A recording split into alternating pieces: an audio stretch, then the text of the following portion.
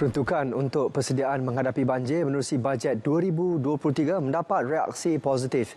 Itu antara perkongsian berita dari Terengganu hari ini.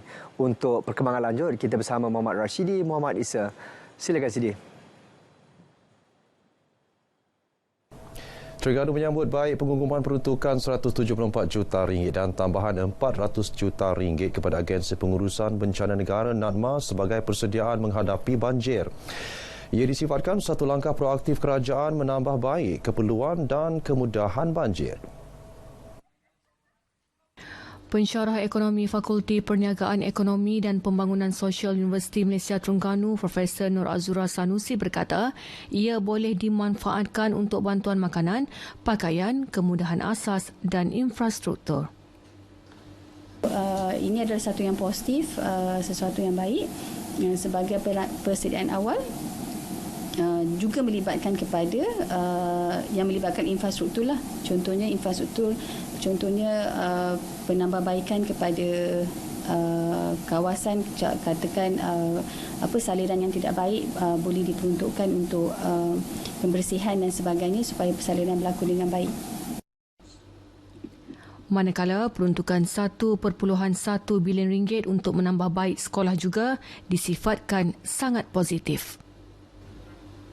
Penambahbaikan sekolah sangat penting, di mana kita mesti menyediakan satu persekitaran tempat pembelajaran yang komprehensif, yang selesa, dan dalam masa yang sama kita juga boleh menuju ke arah menerapkan elemen-elemen inovasi dan juga pengkomersialan untuk masa akan datang bermula dengan peringkat sekolah, khususnya sekolah rendah lagi. 2,779 anggota Pertahanan Awam Malaysia, APM, Polis Diraja Malaysia, PDRM, Jabatan Bomba dan Penyelamat Malaysia dan lain-lain agensi bersiap sedia menghadapi banjir di Terengganu kali ini. Manakala 580 pusat pemindahan sementara di seluruh negeri sedia untuk menempatkan penduduk terjejas banjir.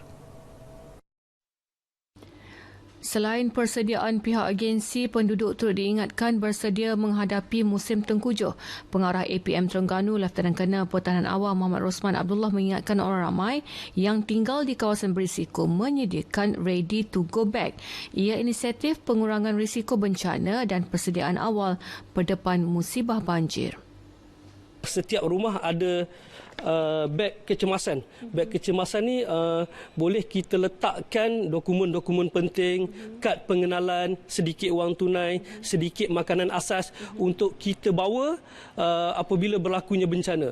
Dan beg kecemasan ataupun beg ready to go ni hendaklah diletakkan di tempat yang mudah dicapai agar sekiranya diminta kita untuk berpindah, kita boleh mencapai beg tersebut dan berpindah segera.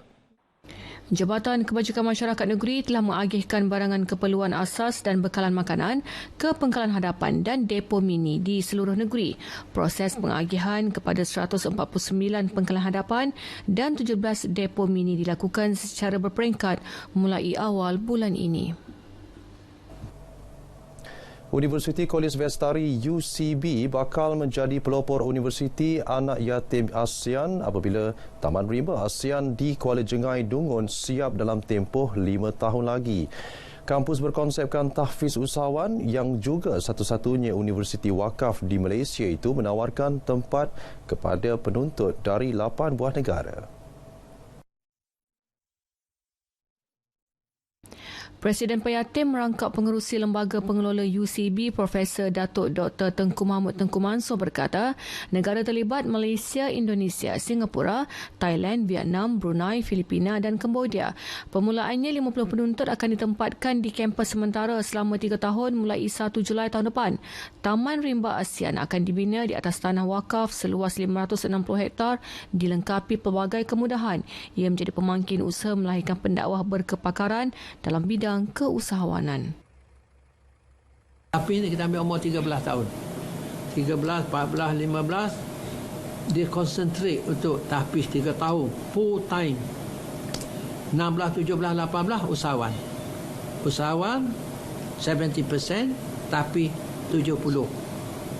Tapi masa tahfiz itu 70%, 30 usahawan. Kita buat terbalik itu. Jadi dia balik negara dia besok, dia jadi imam, dia jadi pendakwah, tapi dia ada dia own business. Mana taklah dia minta duit zakat, minta derma, no. Beliau ditemui pada sidang media sempena Majlis Convocation UCB yang akan berlangsung di Kuala Terengganu pada 15 dan 16 Oktober ini. Sekian paparan dari Terengganu hari ini, kembali bersama Sahi di Angkasa Puri. Terima kasih, Sidi.